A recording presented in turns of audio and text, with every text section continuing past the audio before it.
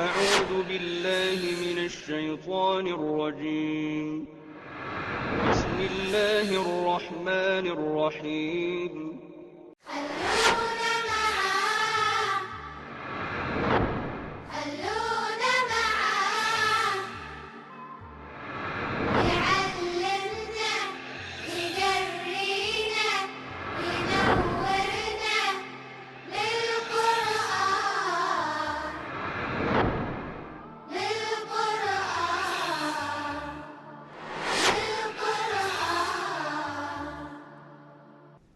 اعوذ باللہ من الشیطان الرجیم بسم اللہ الرحمن الرحیم الذین استجابوا للہ والرسول من بعد ما اصابهم القرح للذین احسنوا منهم واتقوا اجر عظیم الذین قال لهم الناس ان الناس قد جمعوا لكم فاخشوهم فزادهم ایمانا وقالوا حسبنا اللہ ونعم الوکیل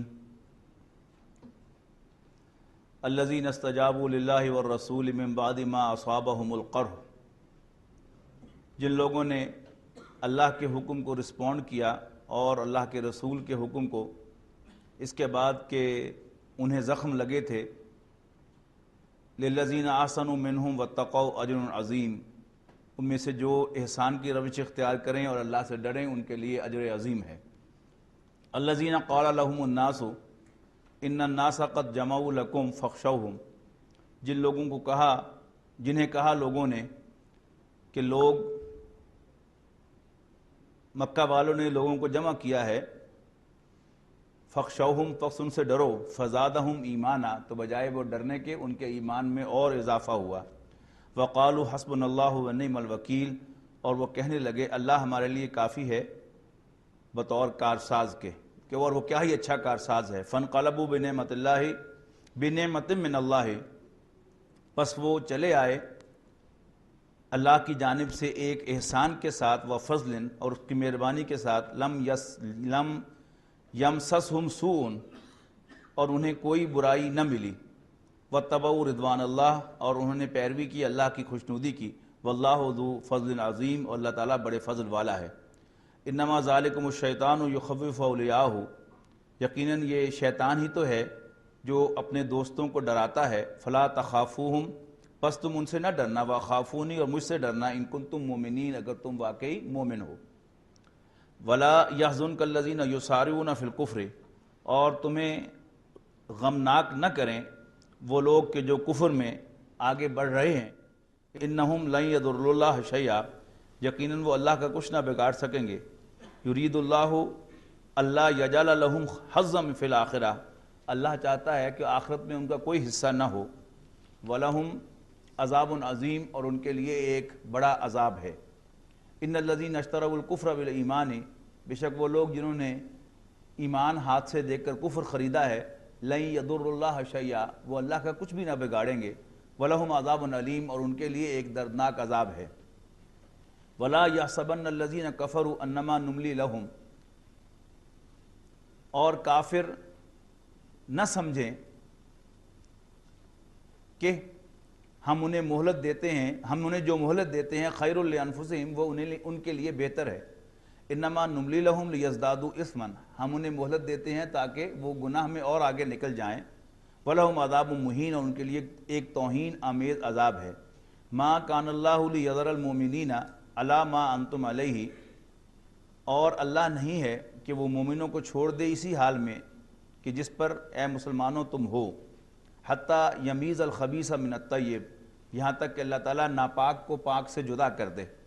وما کان اللہ لیطلعکم، اور اللہ تعالیٰ نہیں ہے کہ تمہیں خبر دے علی الغیب، غیب کی، ولکن اللہ یجتبی من رسلہ من یشاء، اللہ تعالیٰ اپنے پیغمبروں میں سے جسے چاہتا ہے منتخب کرتا ہے۔ فآمنوا باللہ ورسلہ، پس مانو اللہ کو اور اس کے رسول کو، وَإِن تُؤْمِنُوا وَتَتَّقُوا فَلَكُمْ أَجْرٌ عَظِيمٌ، اور اگر تم ایمان لاؤ گے اور اللہ سے ڈرتے رہو گے تو تمہارے لیے بہت بڑا اجر ہوگا۔ وَلَا يَحْسَبَنَّ الَّذِينَ يَبْخَلُونَ بِمَا آتَاهُمُ اللَّهُ مِنْ فَضْلِهِ هُوَ خَيْرًا لَهُمْ، اور مت گمان کریں وہ لوگ کہ جو بخل کرتے ہیں اس چیز میں جو اللہ نے انہیں عطا کی ہے اپنے فضل میں سے، کہ وہ ان کے لیے ایسا کرنا بہتر ہے۔ بل ہوا شر لہم، حقیقتاً یہ ان کے لیے برا ہے۔ سیطوقون ما بخلوا بہ یوم القیامہ، تو جو کچھ بھی وہ جس چیز کا بھی وہ بخل کرتے ہیں وہ قیامت کے دن طوق بنا کر ان کے گلوں میں ڈالا جائے گا۔ وَلِلَّهِ مِيرَاثُ السَّمَاوَاتِ وَالْأَرْضِ، اور آسمانوں اور زمین کی میراث اللہ ہی کی ہے۔ وَاللَّهُ بِمَا تَعْمَلُونَ خَبِيرٌ، اور جو کچھ بھی تم کرتے ہو اللہ تعالیٰ اس سے باخبر ہے۔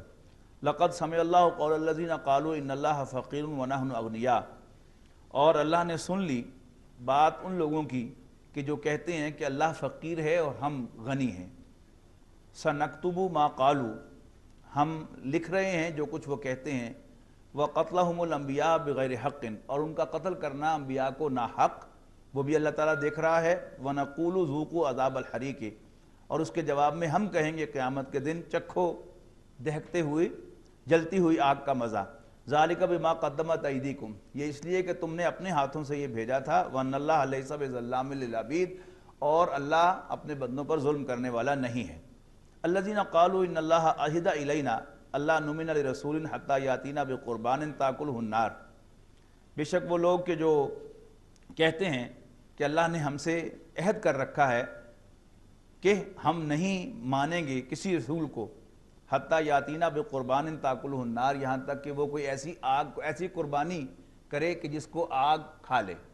یہ پہلے زمانے میں جب اللہ تعالیٰ تمام چیزیں اپنی تمام نشانیاں آڈیو ویژول کی نیچر کی بھیجتا تھا، جیسے حضرت موسیٰ علیہ السلام کا عصا تھا وہ ان آنکھوں سے نظر آتا تھا، ان کا ید بیضا کا معجزہ تھا ان آنکھوں سے نظر آتا تھا، حضرت عیسیٰ علیہ السلام کے معجزات ان آنکھوں سے نظر آتے تھے، حضرت صالح علیہ السلام کی اونٹنی اس آنکھ سے نظر آتی تھی۔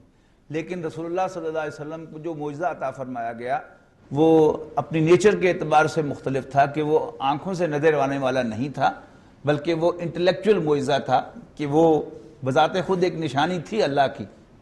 لیکن چونکہ اس رسالت کو یعنی رسول اللہ صلی اللہ علیہ وسلم کی رسالت کو قیامت تک کنٹینیو کرنا تھا، لہذا کوئی ایسا معجزہ درکار تھا کہ جو قیامت تک اسی طرح زندہ رہے جیسے رسول اللہ صلی اللہ علیہ وسلم کے زمانے میں تھا، اور وہ قرآن مجید ہے۔ اسی طرح پرانے زمانے میں قربانی کے قبول ہونے کی بھی ایک نشانی ہوا کرتی تھی کہ جب کوئی قربانی کرتا تھا تو آسمان سے ایک شعلہ آتا تھا اور اس قربانی کے گوشت کو آ کر بھسم کر دیتا تھا، اس کا مطلب ہے کہ قربانی قبول ہو گئی۔ اور یہی ہوا، آگے جا کے ہم پڑھیں گے حابیل اور قابیل کے واقعے میں کہ حابیل اور قابیل حضرت آدم کے دو بیٹوں نے قربانی کی، ایک کی قربانی قبول ہو گئی اور نظر آ گئی اسی نشانی سے، اور دوسرے کی قبول نہیں ہوئی۔ اب اس پر وہ جیلس ہوا اور اس نے دوسرے کو قتل کر دیا، تو وہ سارا اسی بنیاد پر تھا۔ تو حضور صلی اللہ علیہ وسلم کے معاملے میں بھی کچھ لوگوں نے اعتراض کیا کہ ہم نے تو اللہ تعالیٰ سے وعدہ کر رکھا ہے، اللہ نے ہم سے وعدہ لے رکھا ہے کہ ہم کسی ایسے رسول کو نہ مانیں کہ جو ایسی قربانی ہمارے سامنے نہ کرے جسے آگ جلا کر بھسم کر دے۔ یہ وہ بات سے بحث آ رہی ہے۔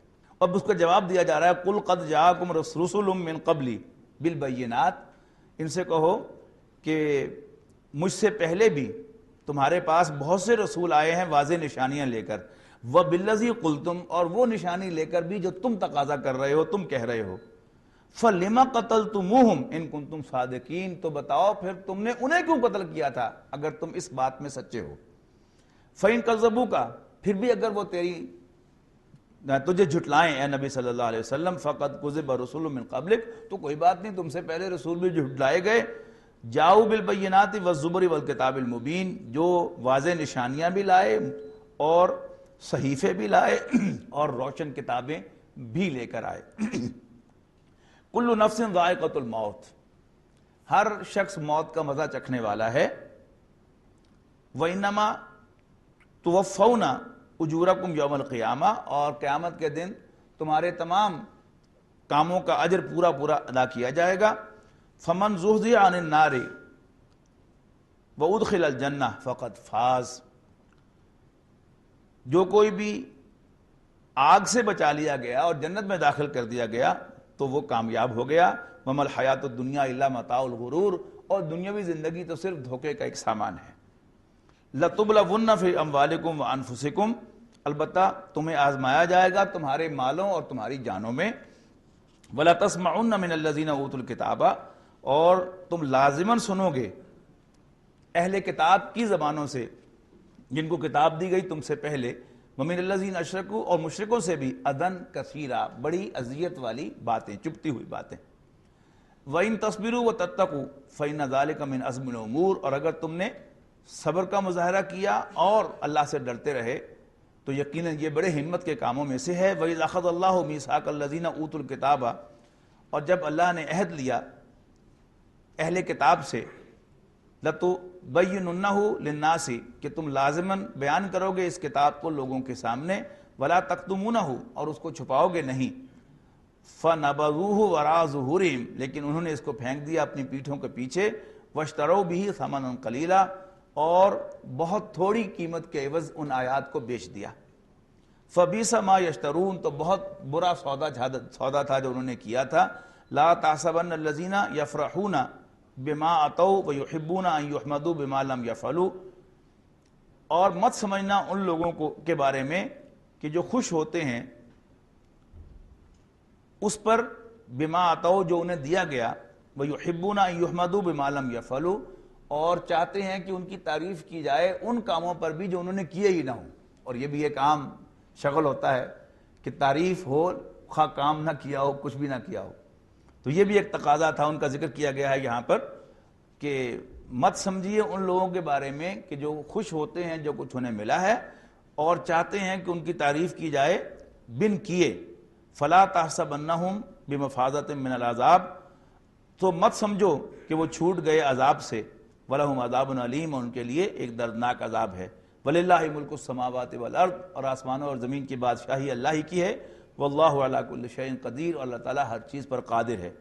إِنَّ فِي خَلْقِ السَّمَاوَاتِ وَالْأَرْضِ وَاخْتِلَافِ اللَّيْلِ وَالنَّهَارِ لَآيَاتٍ لِأُولِي الْأَلْبَابِ، یقیناً آسمانوں اور زمین کی تخلیق اور رات اور دن کے آگے پیچھے آنے میں نشانیاں ہیں، بہت سی نشانیاں ہیں الباب والوں کے لیے۔ ایک تو الباب جو ہے یہ لفظاً یہ وہی سینس رکھتا ہے کہ جو لب لباب کے اندر ہے، یعنی انسانیت کا جو لب لباب ہیں ان کے لیے نشانیاں ہیں۔ پھر الباب کا ایک مطلب جو ہے وہ قلب بھی ہے، یعنی وہ کہ جو سلامتی قلب کے ساتھ ہوں، یعنی جیسے اللہ تعالیٰ نے ان کو قلب عطا کیا تھا، جیسے حضرت ابراہیم علیہ السلام کے بارے میں فرمایا وَجَاءَ رَبَّهُ بِقَلْبٍ سلیم، کہ ابراہیم اپنے رب کے پاس حاضر ہوئے قلب سلیم لے کر، یعنی جیسے اللہ نے دیا تھا صحیح سلامت قلب لے کر، ان آلٹرڈ ہارٹ، یعنی انسانیت کا جو اعلیٰ مقام ہے حیوانیت سے بلندتر اسی کے ساتھ۔ تو وہ جو اس مقام پر ہوتے ہیں ان کے لیے نشانیاں ہیں۔ حضرت عائشہ رضی اللہ تعالیٰ عنہ سے مروی ہے، بلکہ ایک صحابی حضور حضرت عائشہ کی خدمت میں حاضر ہوئے، ان کے کوئی رشتہ داری بھی تھی ان کے ساتھ، اور انہوں نے کہا کہ کوئی ایسا واقعہ آپ ہمیں بتائیں حضور صلی اللہ علیہ وسلم کی زندگی کا جو آپ کے لیے یادگار ہو۔ تو حضرت عائشہ نے فرمایا کہ حضور صلی اللہ علیہ وسلم کی ساری زندگی یادگار ہو، اچھا اگر تم کہتے ہو تو پھر میں تمہیں سناتی ہوں کہ ایک مرتبہ رسول اللہ صلی اللہ علیہ وسلم رات کو یعنی آرام کرنے کے لیے لیٹے اور جلد ہی اٹھ گئے اور مجھے کہا کہ مجھے اجازت دو کہ آج میں رات بھر اللہ کو یاد کروں۔ تو حضرت عائشہ نے عرض کی کہ اللہ کے رسول مجھے آپ کا قرب پسند ہے لیکن یہ بھی مجھے اچھا لگتا ہے کہ آپ اللہ کی یاد کریں، تو بسم اللہ۔ تو نبی اکرم صلی اللہ علیہ وسلم نے مختصر سا وضو فرمایا اور آپ نماز کے لیے کھڑے ہو گئے، اور قیام کے دوران آپ مسلسل روتے رہے یہاں تک کہ آپ کی داڑھی مبارک آنسوؤں سے بھیگ گئی۔ اس کے بعد آپ نے طویل سجدہ کیا یہاں تک کہ آپ کا جو فرش تھا جہاں پر آپ سجدہ کر رہے تھے وہ بھی بھیگ گیا بالکل آنسوؤں کے ساتھ۔ اس کے بعد نماز کافی دیر تک نماز ادا کرنے کے بعد، اور یہ ذہن میں رکھیے گا کہ حضور صلی اللہ علیہ وسلم کی رات کی نماز جو ہے وہ منٹوں میں نہیں گھنٹوں پر محیط ہوتی تھی، کہ ایک اور روایت ہے جس میں حضرت عبداللہ ابن عباس رضی اللہ تعالیٰ عنہما بیان کرتے ہیں کہ میرے والد حضرت عباس نے مجھے ایک مرتبہ حکم دیا کہ آج تم رات اپنی خالہ حضرت میمونہ کے ہاں جا کر بسر کرو۔ تو حضور صلی اللہ علیہ وسلم کی اہلیہ محترمہ تھیں ام المومنین، تو کہتے ہیں کہ میں مسجد میں بیٹھا رہا نماز کے بعد، تو ظاہر ہے کہ یہاں اس طرح روشنیاں تو مسجد میں نہیں تھیں، تو رسول اللہ صلی اللہ علیہ وسلم نماز کے بعد جب جانے لگے تو انہیں دیکھا کوئی بیٹھا ہوئے میرے قریب آئے، انہوں نے کہا انت یا عبداللہ، عبداللہ تم ہو؟ میں نے کہا جی یا رسول اللہ، اللہ کے میرے والد نے مجھے حکم دیا ہے کہ آج میں رات آپ کے ہاں بسر کروں۔ تو آپ نے فرمایا آ جاؤ، تو چلے گئے۔ رات انہی کے ہاں، ان کی خالہ کے ہاں ہی باری تھی حضور صلی اللہ علیہ وسلم کی قیام فرمانے کی۔ تو کہتے ہیں کہ کیونکہ میرے والد نے مجھے حکم دیا تھا کہ رات وہاں بسر کرو اور دیکھو کہ اللہ کے رسول رات کیسے بسر کرتے ہیں، تو آپ نے جو ہے وہ اٹھ کھڑے ہوئے رات کو اور وضو فرمایا آپ نے، اور آپ نماز پڑھنے کے لیے کھڑے ہو گئے، اور میں بھی اٹھا کیونکہ یہ چھوٹے تھے عمر میں، اگرچہ حضور کے چچا زاد بھائی تھے، یعنی حضور کے وصال پر ان کی عمر صرف 14 سال تھی، تو میں بھی اٹھ کے کھڑا ہو گیا، حضور صلی اللہ علیہ وسلم کے بائیں جانب میں حضور کے ساتھ نماز میں شامل ہو گیا۔ تو نماز کے دوران ہی رسول اللہ صلی اللہ علیہ وسلم نے مجھے کان سے پکڑ کر دائیں طرف کر دیا، اس لیے کہ اگر ایک امام اور ایک مقتدی ہو تو مقتدی دائیں طرف ہوتا ہے اور امام بائیں طرف۔ اور حضرت عبداللہ فرماتے ہیں کہ رسول اللہ صلی اللہ علیہ وسلم نے تلاوت شروع کی، ایک ہی رکعت میں اپنی پوری سورہ بقرہ، پوری سورہ آل عمران اور پوری سورہ نساء کی تلاوت فرمائی۔ یعنی آج ہم ابھی سورہ آل عمران ختم کرنے والے ہیں، تو اس سے اندازہ آپ لگائیے کہ آپ کی رات کی نماز کتنی لمبی ہوتی تھی۔ تو آپ نے وہ رات کی نماز جو ہے وہ اس گریہ کی کیفیت میں روتے ہوئے بسر فرمائی، اور اس کے بعد آپ کر دائیں کروٹ لیٹ گئے معمول کے مطابق، اور اس وقت بھی آپ کی کیفیت یہی رہی، اور یہاں تک کہ آپ کا تکیہ مبارک بھی آنسوؤں سے بھیگ گیا۔ تو اس کے بعد فجر کی اذان دینے کے بعد حضرت بلال آیا کرتے تھے حضور صلی اللہ علیہ وسلم کو بتانے کے لیے کہ جی نمازی آ گئے ہیں، آپ تشریف لے آئیں نماز کے لیے۔ تو آپ کو جب اس حالت میں حضرت بلال نے دیکھا تو عرض کی اللہ کے رسول کیا معاملہ ہے؟ تو آپ نے فرمایا کہ آج میری یہ کیفیت کیوں نہ ہو کہ آج مجھ پر یہ آیات نازل ہوئی ہیں، ان فی خلق السماوات والارض واختلاف اللیل والنہار، اور اس صورت کے آخر تک یہ آیات اس رات کو نازل ہوئیں۔ اب ہم لوگ جو ہیں وہ ان آیات کو اس طرح اپریشیٹ نہیں کر سکتے، لیکن ظاہر بات ہے کہ جسے عربی زبان آتی ہو اور پھر ان آیات کے اندر کیا عظمت ہے وہ اس کو ایکسپلور کر سکتا ہے، لیکن کچھ نہ کچھ اندازہ آپ کو ترجمے سے بھی ہو جائے گا کہ ایمان کا پروسیس، یعنی ایک تو میرا اور آپ کا ایمان ہے، ہم اس لیے بھی اپریشیٹ نہیں کر سکتے کہ ہم نسلی مسلمان ہیں، ہم نے ایمان وراثت میں لیا اپنے والدین سے، ہم نے آنکھ کھولی جو ہی ہوش سنبھالی تو ہم نے اپنے بڑوں کو نماز روزہ کرتے ہوئے دیکھا، اور یہ ہماری نااہلی ہے، میں اپنی نسل کی بات کر رہا ہوں کہ ہم وہ معمولات اپنی آئندہ نسل کو نہیں دے سکے جو ہمارے والدین نے ہمیں دیے تھے۔ مجھے یاد ہے کہ بچپن سے دیکھا کہ فجر کی نماز کے بعد والدین جو ہیں وہ چارپائی پر بیٹھ کر تکیے پر قرآن مجید رکھ کے تلاوت کیا کرتے تھے، معمول تھا، وہ معمول ہم نے اپنے بچوں کو نہیں دیا، لہذا اس کا نتیجہ یہ ہے کہ ہمارے بچے جو ہیں وہ تلاوت جو ہے اس کی عادی نہیں ہو سکے، کہنے کے باوجود بھی نہیں ہوتے، اتنا ہمارے والدین کو ہمیں کہنا نہیں پڑا، لیکن بہرحال یہ چیز وراثتاً منتقل ہوتی تھی، اب نہیں ہوتی۔ تو ہم تو مسلمان ہو گئے وراثتاً، لیکن وہ لوگ کہ جو وراثتاً مسلمان نہیں ہوتے، خود اپنے غور و فکر سے وہ اسلام کی طرف یا ایمان کی طرف آتے ہیں، یہ اس کا پورا پروسیس ہے کہ جو اس کے اندر نقل کیا گیا ہے۔ ظاہر ہے رسول اللہ صلی اللہ علیہ وسلم اس کو جس طرح اپریشیٹ کر سکتے تھے وہ میں اور آپ کبھی اپریشیٹ نہیں کر سکتے۔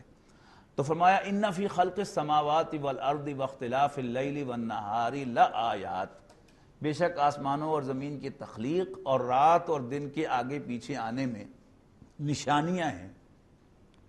نشانی کسے کہتے ہیں؟ نشانی ہوتی ہے وہ شے کہ جو کسی اور چیز کی یاد دلا دے۔ انگریزی میں بھی اس کا ترجمہ انگریزی میں آپ سائنس کریں گے، آیات سائنس۔ سائن بورڈ کیا ہوتا ہے؟ یعنی فلاں چیز جو ہے وہ یہاں واقع ہے تو سائن بورڈ لگا ہوا ہے۔ نشانیاں، یہ میرے والد مرحوم کی نشانی ہے، یہ میرے بچپن کی نشانی ہے، یعنی آپ چیز دیکھتے ایک چیز ہیں، یاد کوئی دوسری چیز آ جاتی ہے، تو اسے کہتے ہیں نشانی۔ تو اس کائنات میں زمین و آسمان، رات دن، ستارے، چاند، سورج، اسی طرح پرندے، چوپائے، نباتات، بارشیں، آندھیاں، ہوائیں، پھر زمین پر رینگنے والے جانور، چلنے والے جانور، پھر بڑے بڑے جانور، یہ سب کیا ہیں؟ جب انسان ان چیزوں کو دیکھتا ہے تو انسان سب سے پہلا جو غور کرتا ہے وہ کیا ہے کہ یہ کیسے وجود میں آئی ہیں۔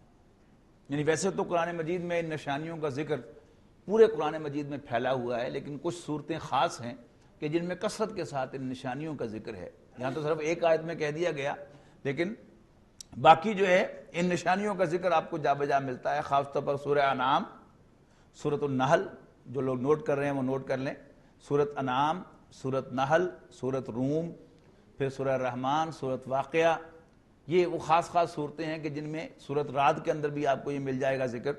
تو یہ ان میں کثرت کے ساتھ نشانیوں کا ذکر ہے. لیکن ان میں کیا اپریشیٹ کرنا ہے، اس کی آپ کو جو زیادہ ملے گی تفصیل وہ ملے گی آپ کو سورہ واقعہ کے اندر.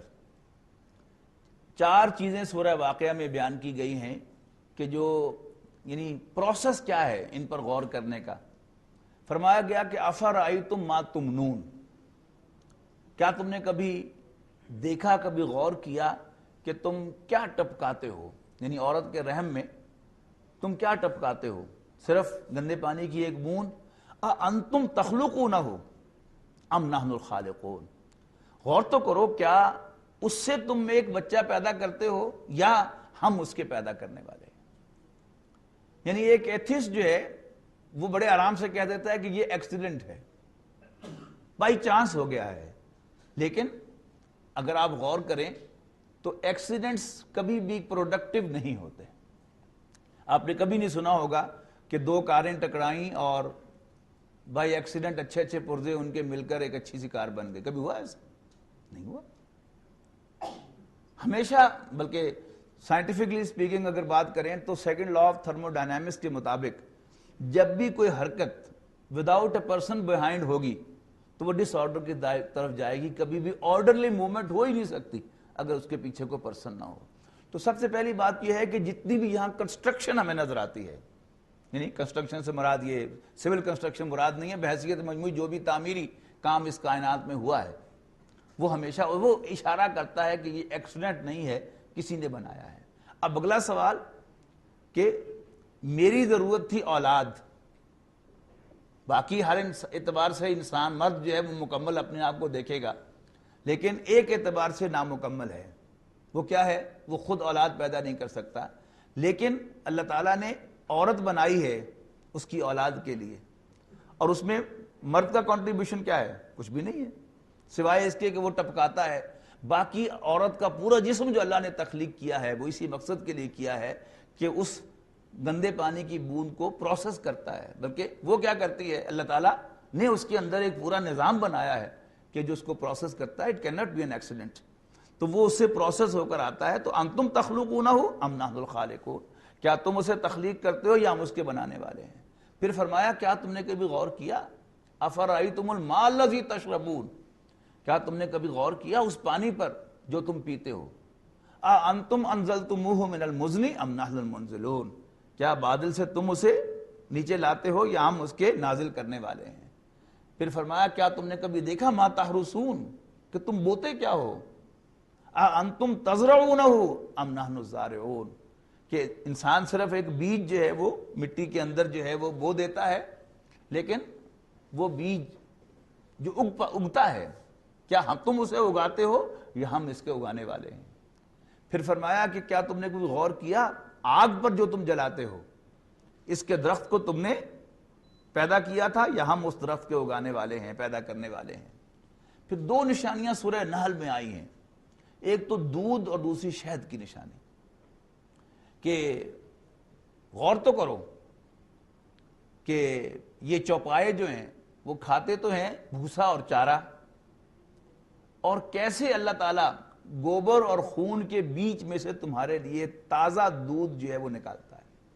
اور یہ بڑی عجیب نشانی ہے کہ بھینس اور یا گائے کھڑی ہے تو آپ اس کو دھوتے ہیں اس کے تھنوں کو تو اس میں سے فریش دودھ نکلتا ہے، اور اگر آپ چھری لے کر دیکھنا چاہیں کہ یہاں دودھ جو ہے وہ کہاں سٹور ہوا ہے تو کیا نکلے گا؟ خون. آپ اس کو تلاش کرتے کرتے جو ہے وہ گوبر تک پہنچ جائیں گے لیکن دودھ کا ایک قطرہ بھی آپ کو وہاں سے نہیں ملے گا. یعنی بالکل تازہ اسی وقت جو ہے وہ گویا پروسیس ہو کر وہ جو ہے ہمیں تازہ خون جو ہے ملتا ہے گوبر اور خون کے بیچ میں سے. تو کیا یہ ایکسیڈنٹ ہے؟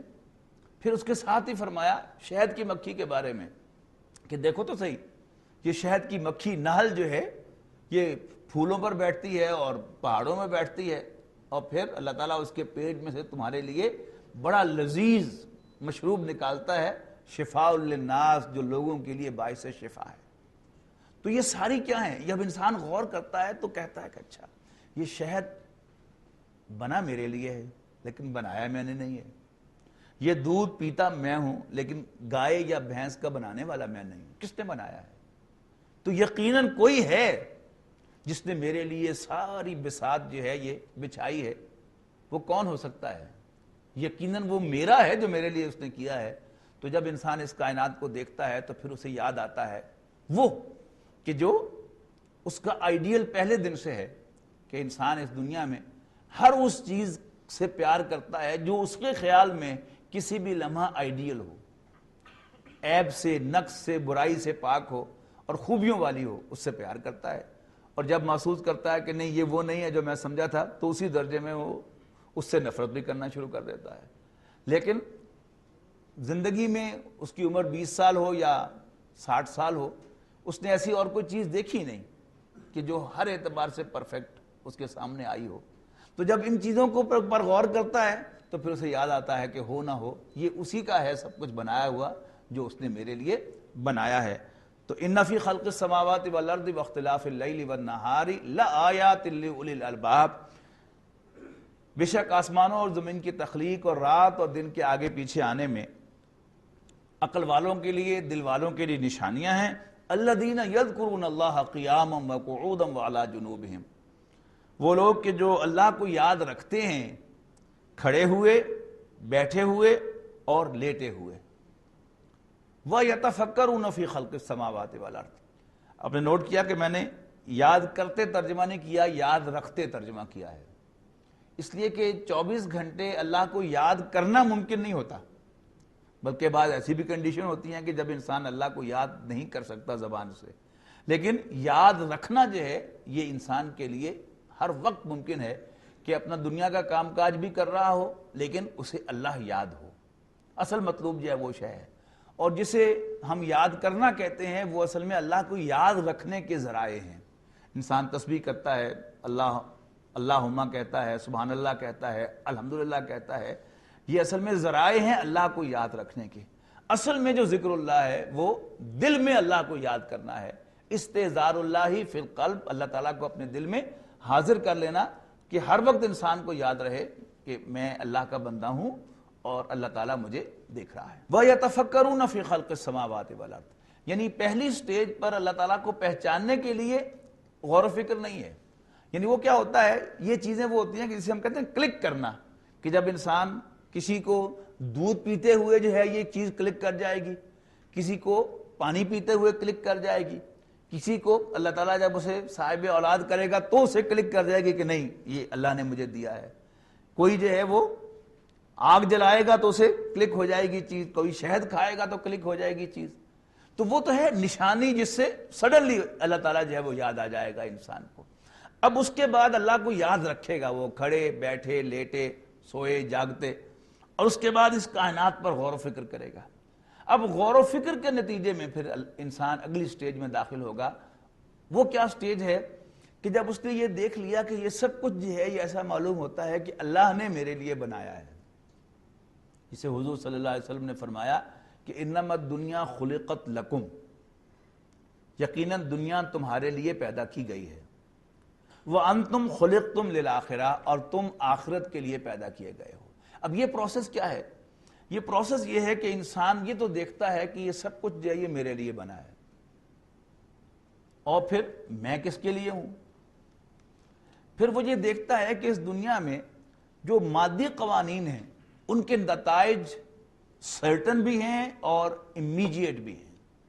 مثلا مادی قانون یہ ہے کہ آگ جلاتی ہے، تو اگر میں غلطی سے بھی کہیں کسی گرم برتن کو ہاتھ لگا بیٹھوں یا چولہا جلاتے ہوئے بے احتیاطی سے میں دیا سلائی لگاؤں اور میرا ہاتھ جھلس جائے، فوراً جھلس جائے گا. تو اس کا مطلب کیا ہوا کہ مادی قانون وہ غلطی کو بھی معاف نہیں کرتا، بلکہ امیجیٹ بھی ہے اور سرٹن بھی ہے. اسی طرح میں گرم دودھ یا چائے کا گھونٹ بھر لوں تو میری زبان بھی جل جاتی ہے، تالو بھی جل جاتا ہے. اور میں خراب کھانا کھا لوں تو پھر مجھے رات کو ایمرجنسی میں جانا پڑ جاتا ہے ہاسپٹل میں. لیکن اس کے مقابلے میں اگر میں جان بوجھ کر بھی جھوٹ بولوں تو میری زبان کو کچھ نہیں ہوتا۔ اب اخلاقی قانون کیا ہے کہ مجھے جھوٹ نہیں بولنا چاہیے، مجھے دھوکہ نہیں دینا چاہیے، مجھے کسی اور کا مال نہیں کھانا چاہیے، لیکن میں کسی اور کا مال کھا لوں تو کوئی پیٹ میں درد نہیں ہوتا، بلکہ خوب موٹا تازہ ہو جاتا ہوں میں دوسروں کا مال ہڑپ کر کے۔ اب اگر انسان کے سامنے وہ جو پہلا چیز جو ہے اس کے ساتھ انسان جو ہے اس کو کنیکٹ کر رہا ہے کہ اچھا میں بائی ایکسیڈنٹ وجود میں نہیں آیا اور مجھے اللہ نے بنایا ہے اور اس نے یہ سب کچھ میرے لیے پیدا کیا ہے، لیکن اپنے اندر جھانکتا ہوں تو میرے اندر مجھے ایک اخلاقی قانون نظر آتا ہے کہ وہ کہتا ہے جھوٹ نہ بولو، چوری نہ کرو، خیانت نہ کرو، دوسرے کے حق پر دسترازی نہ کرو۔ مادی قوانین جو ہیں وہ تو سرٹن ہیں اپنے نتائج کے اعتبار سے اور امیڈیٹ بھی ہیں، جبکہ اخلاقی قوانین ان پر فوری گرفت نہیں ہو رہی۔ لیکن یہ قوانین ہیں بڑے سرٹن۔ ایک تو مجھے برا کام کرنے سے پہلے پتا ہوتا ہے کہ یہ برا کام ہے، پھر میں برا کام کر بھی لیتا ہوں تو امیڈیٹ رزلٹ تو کوئی نہیں نکلتا، لیکن اندر سے مجھے کوئی پنچ کرتا رہتا ہے، یہ تم نے غلط کیا ہے، یہ تم نے غلط کیا ہے، یہ تم نے زیادتی کی ہے۔ تو ہو نہ ہو کہ کوئی نتیجہ نکلنے والا ہے، اور خاص طور پر جب انسان گرد و نواح میں دیکھتا ہے کہ اگر تو یہ کائنات ایکسیڈنٹ ہے، کوئی اس کے پیچھے بادشاہ اس کو چلانے والا نہیں ہے، یہ اندھیر نگری ہے، پھر تو اٹس آل رائٹ۔ لیکن جب مجھے یقین ہوگا کہ یہ تو اللہ تعالیٰ کی بنائی ہوئی کائنات ہے کہ جو ہر چیز پر قادر ہے، جس نے اتنی بڑی کائنات بنائی ہے، جس نے مجھے بنایا ہے، مجھے اتنا سینسٹیو بنایا ہے، اس کے علم میں سب کچھ ہونا چاہیے، اور اگر وہ بادشاہ حقیقی ہے تو پھر اسے اس کی سزا سے بھی کوئی بچ کر نکلنا نہیں چاہیے۔ یہ کائنات اللہ کی بنائی ہوئی نہ ہوتی اور اس کے پیچھے اس کی بادشاہت نہ ہوتی، پھر تو کہا جا سکتا تھا کہ یعنی جب بھی کوئی بڑا حادثہ پیش آتا ہے، واقعہ پیش آتا ہے، تو ہر شخص کی زبان پر کیا ہوتا ہے کہ انہیں کوئی پوچھنے والا نہیں، اور اپوزیشن کیا تقاضا کرتی ہے فوراً کہ اس سے حکومت کی نااہلی ثابت ہو گئی، لہذا حکومت کو فوراً مستعفی ہو جانا چاہیے۔ یعنی بادشاہ حقیقی جو یعنی جینوئن رولر ہے، اس کے جینوئن ہونے کی یہ ثبوت ہے کہ کوئی بھی مجرم جو ہے اس کے اندر سزا سے نہ بچ سکے۔ جبکہ یہاں پر ہماری آبزرویشن کیا ہے کہ یہاں پہلی بات تو یہ ہے کہ سزا دینی ممکن ہی نہیں ہے، ڈیو پنشمنٹ۔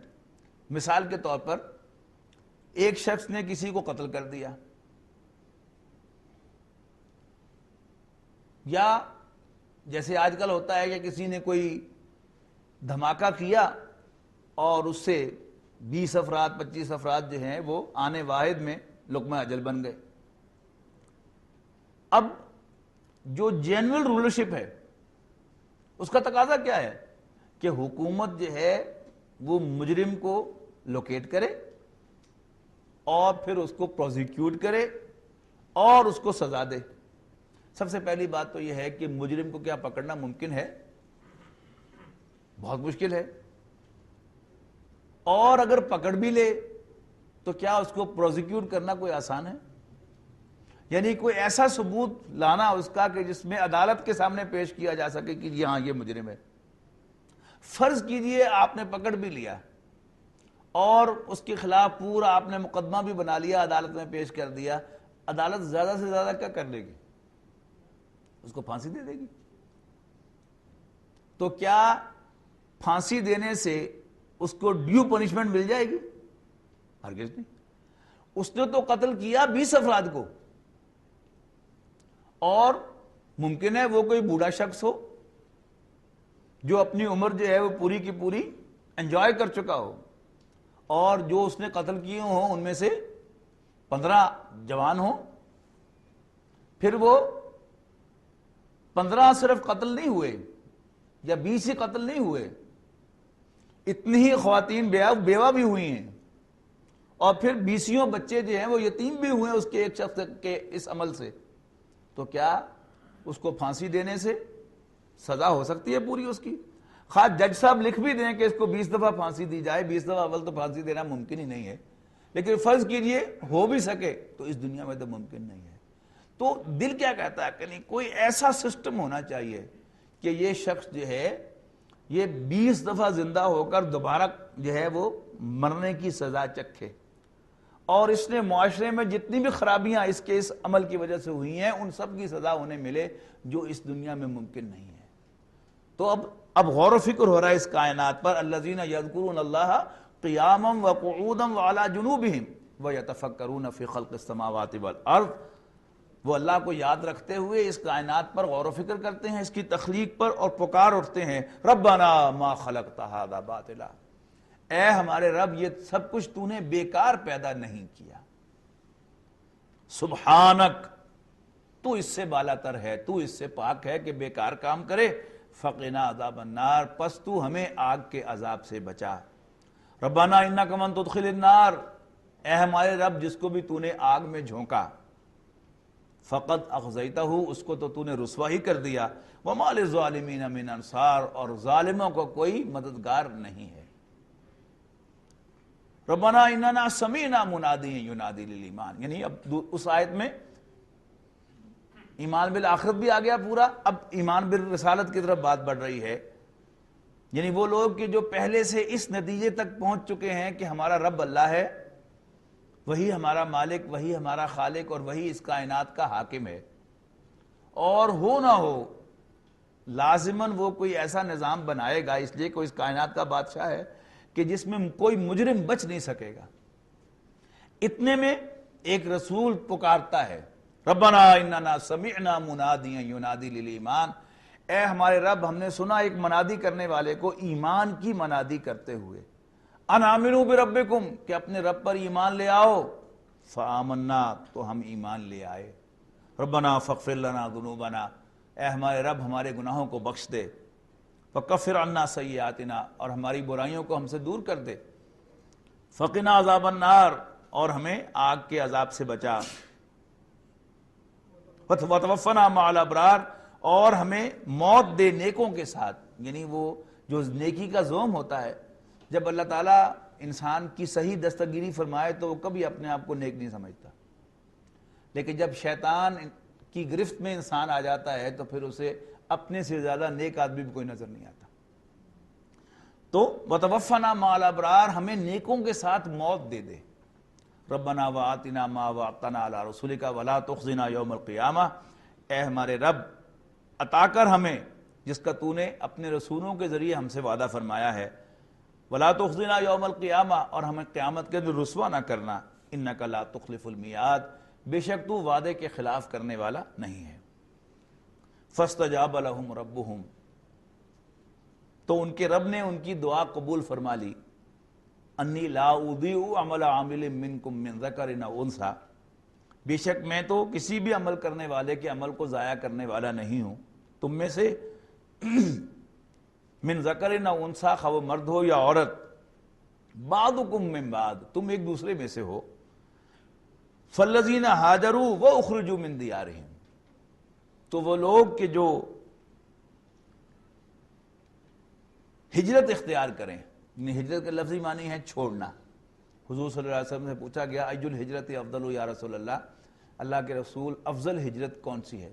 تو آپ نے فرمایا ان تہجر ما کرہ ربک کہ تم چھوڑ دو ہر وہ چیز جو تمہارے رب کو پسند نہیں ہے۔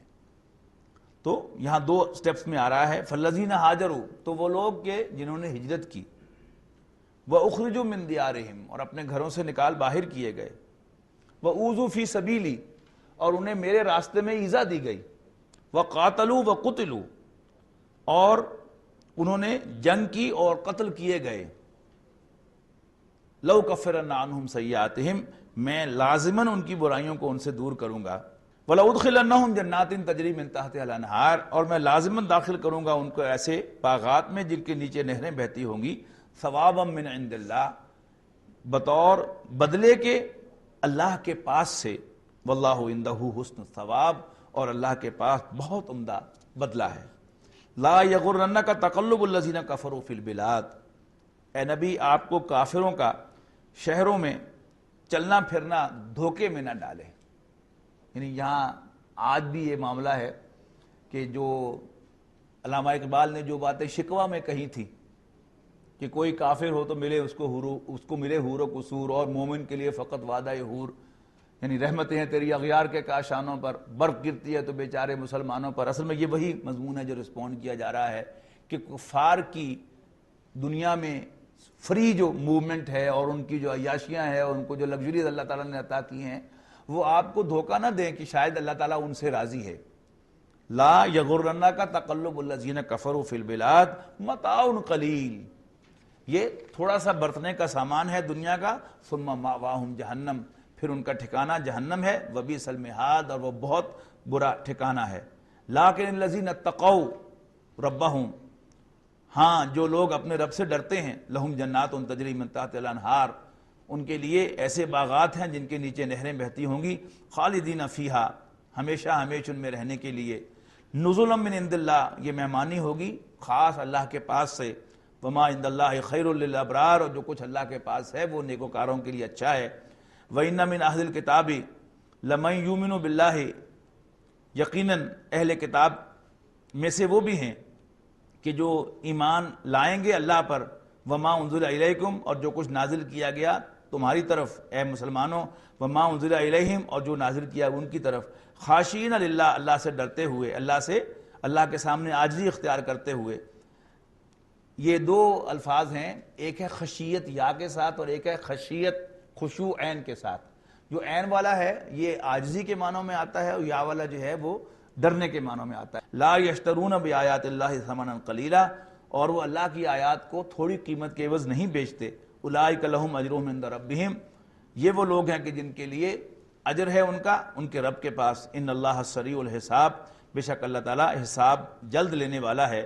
یا ایھا الذین آمنوا اصبروا وصابروا ورابطوا، اے ایمان والو صبر کرو، وصابروا اور مقابلے میں صبر کرو، ورابطوا اور جڑے رہو.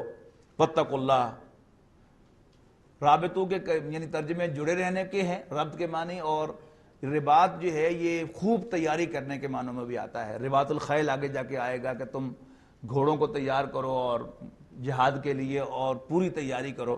تو ورابطوں کا وہ مفہوم بھی لیا جا سکتا ہے اور یہ بھی.